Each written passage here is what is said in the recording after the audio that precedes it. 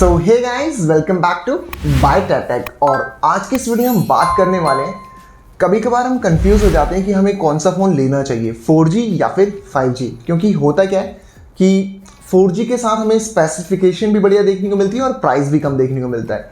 But वहीं फिर company एक दूसरा फ़ोन लेके आ जाती है जिसके अंदर होता है 5G, जहाँ पर जो हमें थोड़ा सा महंगा देखने को मिलता है, जो हमें 1-2 हज़ार रुपये अब देखने को मिलता है।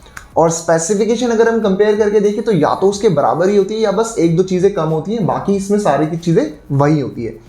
अब हमें कन्फ्यूजन ये हो जाती है कि यार हम जाएं तो जाएं किस तरफ। एक तरफ है 4G और बाकी सारी अच्छी स्पेसिफिकेशन वाला फ़ोन, दूसरी तरफ है 5G जिसमें सिर्फ 1 या 2 स्पेसिफिकेशन कम है, बस हमें 1 या 2 हज़ार रुपये ज़्यादा देने हैं और हम 5G भी यूज़ कर पाएंगे आने वाले टाइम में। तो हमें किस तरफ जाना चाहिए, आज के इस वीडियो में हम यही कन्फ्यूजन को क्लियर करने वाले हैं। तो वीडियो को शुरू करने से पहले सबसे पहले ये जान लेते हैं 5G है क्या। 5G एक 5th generation of our network जो हम यूज़ करते हैं। जैसे 4G था 4th जनरेशन, इस तरीके से 1G 2G 3G 4G and 5G। और अब जो ये फिलहाल जो 5G का सीन चल रहा है, और आप ये शायद 2020 से सुनते आ रहे होगे कि हाँ अब 5G आने वाला है, अब 5G आने वाला है, 2021 के मिड तक आ जाएगा। इवन मैंने खुद ने वीडियो बनाई थी कि 2021 या 22 तक आ सकता, 21 के मिड या फिर 22 तक आ सकता है, 22 के मिड तक आ सकता है। पर 21 का तो पूरा लगभग जा ही चुका है, अब बचती है बारी 22 की। तो यहाँ पर हमें देखना होगा कि 5G कब तक आएगा।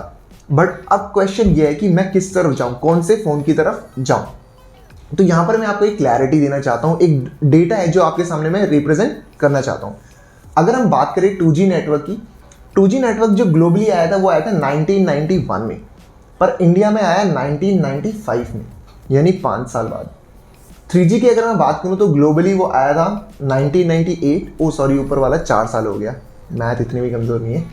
तो वो था 1998 में 3G ग्लोबली, और वो इंडिया के अंदर आया 2008 में, पूरे 10 साल बाद। अब बात करते हैं 4G की। 4G ग्लोबली आ चुका था 2008 में, और ये इंडिया के अंदर आया 2015 में सॉरी। तो ये हो जाते हैं पूरे 7 साल। यानी अगर आप देखो 2G को आने में लगे 4 साल, फिर 3G को आने में लग गए पूरे 10 साल, यहाँ पूरे 10 साल, और आप कह सकते हो 4G को आने में लग गए 7 साल। और 5G दुनिया में आया 2020 में। अमेरिका में 5G यूज़ हो रहा है, चाइना में 5G यूज़ हो रहा है, जापान में 5G यूज़ हो रहा है, और पूरे यूरोप में कुछ जगहों पर 5G यूज़ हो रहा है। इंडिया में कब आएगा, हो सकता है 1 साल, हो सकता है 2 साल, बट हाँ इतना तो पक्का है कि अगर मैं एवरेज देखूँ तो 2 साल तो शायद लग ही जाएंगे, यानी 2022 या 2023 इस टाइम पे आप 5G को यूज़ कर पाओगे। अब पॉइंट की बात यह है कि एक ऐसी टेक्नोलॉजी जिसको आप 2022 या 2023 में सही से यूज़ करोगे, उसके लिए आप अभी से पैसे इन्वेस्ट करें, और 2 साल बाद आपको आपका फ़ोन आउटडेटेड लगने लगेगा। क्योंकि हो ही ये रहा है, हर कंपनी हर दूसरे दिन एक नया फ़ोन लॉन्च कर देती है। आज रियलमी ने ये वाला फ़ोन लॉन्च किया है, आज शाओमी ने ये वाला फ़ोन लॉन्च किया है, अगले 3 महीने बाद या 2 महीने बाद वहाँ पर आपको एक नया फ़ोन देखने को मिलता है, उससे बेहतर स्पेसिफिकेशन के साथ और कम प्राइस के साथ। फिर आप कह सकते हैं यार शिट, एक दिन और रुक जाता या 1 महीना और रुक जाता तो मैं ये वाला फ़ोन खरीद लेता। ऐसे सबको लगता है, आप ही नहीं हो, मुझे भी ऐसे ही लगता है कि जब मैं कोई भी परचेस कर लेता हूँ। तो यहाँ पर बात आती है कि आपको वहाँ पर पैसे डालने चाहिए। तो अगर मैं बात करूँ कि अगर आप सिर्फ आप इसे डील ब्रेकर समझ रहे हो, आप 5G के चक्कर में अगर ज़्यादा पैसे दे रहे हो और 4G को नेगलेक्ट कर रहे हो, तो मेरे ख्याल से आप लोग ये गलत कर रहे हो। फिलहाल आपको 4G की तरफ चले जाना चाहिए, क्योंकि हमें जो लगता है कि अभी यहाँ पर आने में बहुत ज़्यादा टाइम लगने वाला है। और फिलहाल भी राइट नाउ अगर मैं 5G की बात करूँ, जितने भी फ़ोन हमारे पास 5G में आ रहे हैं वो सारे सब गीगाहर्ट्ज़ वाले आ रहे हैं। कोई भी मिलीमीटर वेव हमें सपोर्ट करता हुआ दिखाई नहीं दे रहा। अगर मैं सिर्फ छोड़ दूँ आईफोन को और सैमसंग के कुछ फ़ोनों को, वो भी सिर्फ S सीरीज़, कुछ भी हटाई दो यहाँ से, तो वहाँ पर सब में आपको सब गीगाहर्ट्ज़ का ही बैंड सपोर्ट मिलता है।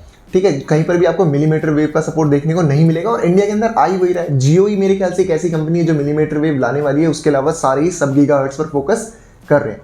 रीज़न ये भी है कि ऑब्वियस ही बात है, मिलीमीटर वेव आएगी तो महंगी होगी, और वहाँ पर पेनिट्रेशन का इशू है। वहाँ पर टावर बहुत ज़्यादा होने चाहिए, जो कि, और हमें पता है बाकी कंपनियों पे अभी इतना कैपिटल नहीं है, इतना लिक्विड नहीं है कि वो पुश कर सके आगे। तो मेरे ख्याल से अगर आप मेरी राय मानो तो फिलहाल हमें जो ध्यान देना चाहिए वो 4G की तरफ देना चाहिए विद अच्छी स्पेसिफिकेशन, क्योंकि आपको भी ऐसा ट्रमेंडस चेंज देखने को नहीं मिलने वाला। मेरे ख्याल से अगर आपके पास 3 या 4 Mbps भी स्पीड आ रही है ना, तो वो मोर देन इनफ है, इतनी सफिशिएंट है कि आपको कभी ऐसा महसूस नहीं होने वाला कि यार मेरे को स्पीड कम मिल रही है या कोई भी दिक्कत हो रही है अपना काम करने में। आप स्ट्रीम आराम से कर पाओगे, आपको कोई भी चीज़ करनी है, कहीं पर भी कोई भी इशू नहीं आने वाला जब तक आप अनटिल और अनलेस आप VPN एक्सेट्रा यूज़ नहीं करें तो आप स्पीड वहाँ पर बढ़वा भी सकते हो। अगर आपके पास राउटर लगा है फिर तो अलग ही बात है, फिर वहाँ पर कोई इशू होने नहीं वाला। तो मेरे को जो लगता है, जो कंक्लूसिवली जो इस वीडियो में कहना चाहता हूँ कि अगर आप सिर्फ इस वजह से अपने 4G के उस अच्छी स्पेसिफिकेशन वाले फ़ोन को डम कर रहे हो क्योंकि दूसरे फ़ोन में 5G है, तो मेरे ख्याल से आपको ये नहीं करना चाहिए, आपका सही डिसीजन नहीं होगा। तो ये थी आज की हमारी वीडियो कि हमें 5G फ़ोन लेना चाहिए या फिर नहीं लेना चाहिए। आई होप आपको हमारी ये वीडियो पसंद आई होगी। So please hit that subscribe button और बेल आइकन को भी दबा देना ताकि आपको हमारी वीडियो की सारी नोटिफिकेशन टाइम टाइम मिलती रहे।